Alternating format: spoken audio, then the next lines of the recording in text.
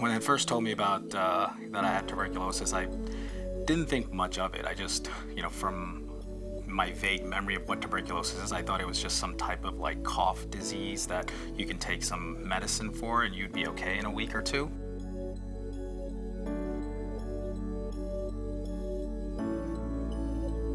But I didn't know much about drug-resistant tuberculosis, and the one thing that concerned me the most was the length of the treatment. So now it went from 6 to 9 months at most to now 18 to 24 months, and that was kind of at that time where I was like, all right, now I'm facing a more difficult challenge health-wise, and to try to get through it. But again, I was disheartened, but still hopeful that it wouldn't have that much of an effect on me.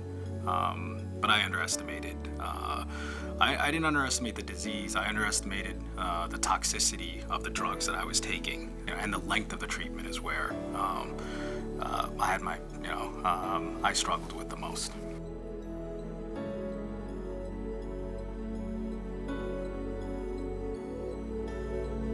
So initially, when I first started treatment, I was walking into the local clinic every single day, so the nurse can basically observe me taking the medication.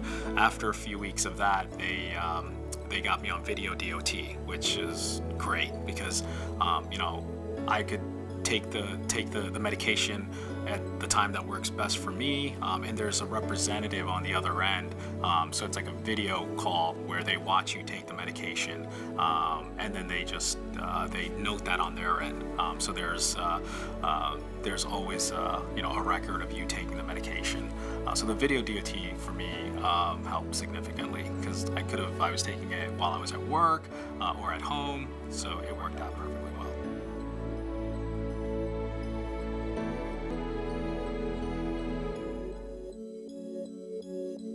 My life now, as compared to my life going through treatment, it's a complete 180. I feel better physically. I feel healthier.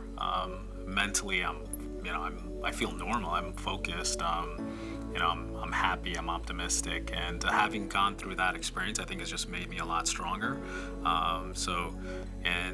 Being able to help people out of that experience has actually made my life feel more fulfilling. So it's a complete 180 from where I was during the treatment, and now I'm in a great space.